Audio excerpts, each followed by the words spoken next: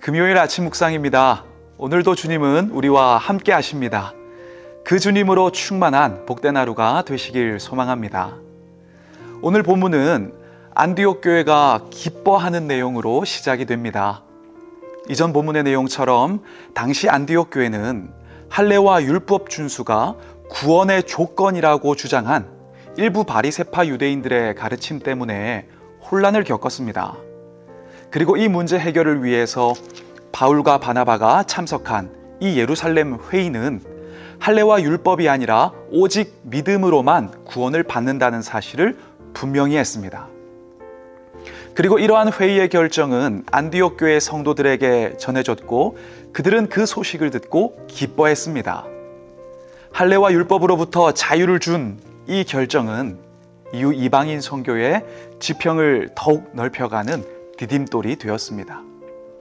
근데 이때 문제가 발생합니다. 이렇게 분위기 좋게 모든 것이 잘 풀린 것 같은 이 시점에서 다툼이 생긴 겁니다. 이 다툼은 작은 다툼이 아니라 안디옥 교회의 탑 리더인 바나바와 바울 간의 큰 다툼이었습니다. 바울은 바나바에게 선교 여행을 다녀왔던 지역을 다시 방문하자고 말합니다.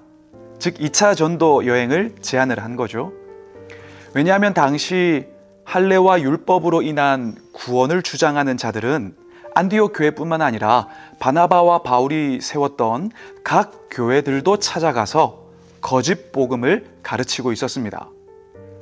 그래서 바울은 얼른 1차 전도 여행 때 세워진 그 교회들을 찾아가서 이 예루살렘 회의에 결정된 내용을 전달하고 그들을 굳건하게 세우고 싶은 마음이 있었던 겁니다. 바나바도 이 바울의 의견에 동의했습니다. 그런데 이때 둘은 의외의 부분에서 의견차가 생깁니다. 바나바는 전도 여행 때 마가를 데리고 가자고 하고 바울은 그럴 수 없다고 반대를 하게 된 겁니다. 이 마가 요한은 1차 전도 여행 때 선교팀의 수행원으로 함께 했었습니다. 그런데 그만 버가라는 곳에서 예루살렘으로 돌아가 버립니다. 아마 이로 인해서 바울과 바나바가 선교 여행 때 여러 어려움을 겪었던 것 같습니다. 그런데 바나바의 입장은 이번에 한 번 더 그에게 기회를 주자는 거였습니다. 아시는 것처럼 바나바는 사람 중심적인 인물이었고 사람을 위로하고 세우는 사역을 중요하게 생각했습니다. 사실 사도들에게 소외되었던 바울을 그들과 화해시키고 세워서 리더가 되게 한 사람도 바로 이 바나바였습니다. 반면 바울은 목표지향적인 사람이었습니다. 쉽게 말해 사역의 효율성을 중요하게 생각한 일중심 사람이었습니다. 그런데 바울이 볼 때 이 마가를 다시 데리고 가면 또 방해가 될 게 뻔하게 보였던 것 같습니다. 그래서 격하게 반대를 한 거죠. 이 둘은 결국 크게 다투게 되고 따로 선교를 출발하게 됩니다. 바나바는 마가를 데리고 구브로로 가고 바울은 실라를 데리고 수리아와 길리기아 지역으로 2차 전도 여행을 시작을 한 겁니다. 여기서 우리는 사람의 한계를 보게 되어지는 것 같습니다. 당시 그 둘은 성령에 충만한 교회의 지도자들이었습니다. 그런데도 의견이 충돌되니까 다투게 되었습니다. 누구에게나 발견되는 연약한 모습이고 어찌 보면 인간적인 모습인 것 같습니다. 근데 사도행전을 기록한 누가가 왜 꼭 이런 기록을 남겨야 했을까요? 선교 여행의 역사를 더 멋지게 포장할 수도 있었는데 왜 굳이 이런 일을 기록을 했을까요? 사실 성경은 어떤 인물도 과대 포장해서 미화하지 않습니다. 아브라함 그의 아내를 누이라고 속였습니다. 노아 술에 취해서 실수했습니다. 다윗 밧세바를 범했습니다. 성경은 인물들의 이야기들을 그대로 전하고 있는 거죠. 그리고 이를 통해서 우리가 발견하게 되는 것은 바로 하나님의 열심입니다. 하나님의 역사는 하나님이 이루신다는 거죠. 사람의 탁월함이나 능력이나 열심이 아니라 하나님이 하나님의 역사를 이루시는 것입니다. 사람은 완벽할 수 없습니다. 따라서 만약 여러분이 지금 실수하고 실패했다고 하더라도 낙심하지 마시고 다시 시작하시길 바랍니다. 하나님은 우리의 완전함이 아니라 멈추지 않는 믿음과 순종을 통하여 일하십니다.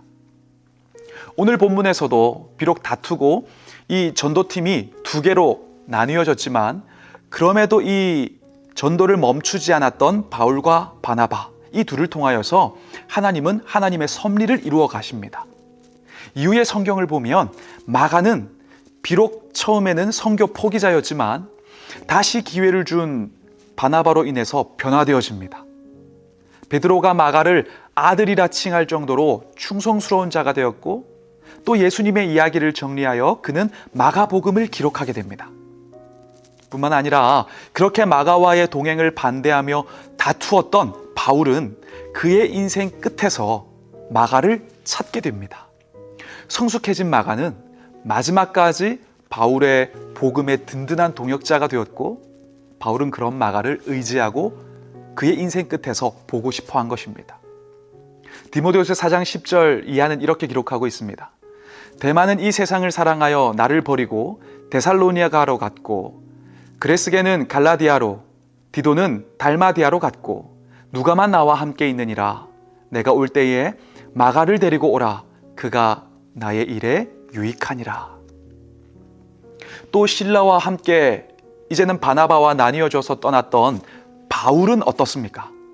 1차 전도 여행지만 돌아보려고 했는데 성령의 감동으로 유럽까지 전도의 지경을 넓히게 되어집니다. 실라와의 멋진 팀워크로 놀라운 선교 사역을 감당하게 된 것입니다. 물론 우리가 살면서 갈등이 없으면 가장 좋습니다. 그러나 사람 사이에는 갈등이 있을 수도 있습니다. 때로는 상처받고 사람에게 실망하기도 합니다. 하지만 중요한 것은 그렇다고 해서 그 실망과 상처에 빠져 있지 말아야 한다는 거죠. 낙심이 되어서 포기하고 싶을 그때에도 주신 사명을 우리는 멈추지 말아야 합니다.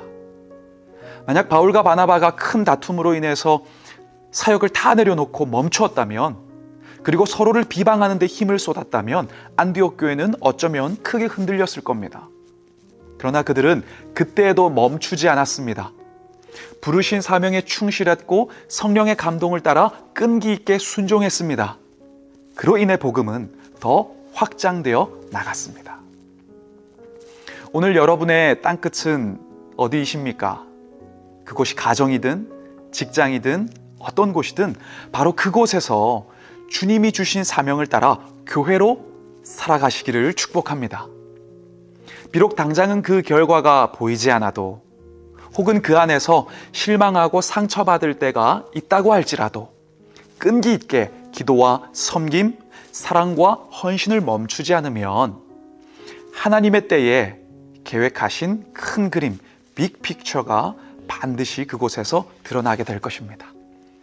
우리는 연약해도 우리 안에 일하시는 하나님은 강하십니다. 오늘도 사명으로 살아갈 힘을 주시는 그 하나님 아버지 안에서 그 하나님을 바라보며 담대하게 그 하나님과 함께 승리하시는 우리 꿈의 가족들이 되시기를 소망하고 축복합니다. 기도하겠습니다. 사랑의 아버지 하나님, 우리가 살아가는 그 영역에서 때로는 다투고 실망하고 우리의 연약함에 낙심할 때가 있지만 그럼에도 부르심에 순종하게 하시고 사명을 멈추지 않아 그 상황을 통하여서도 놀랍게 섭리를 이루시는 하나님을 경험하는 우리 모두가 되게 하여 주시옵소서. 예수 그리스도 이름으로 기도드립니다.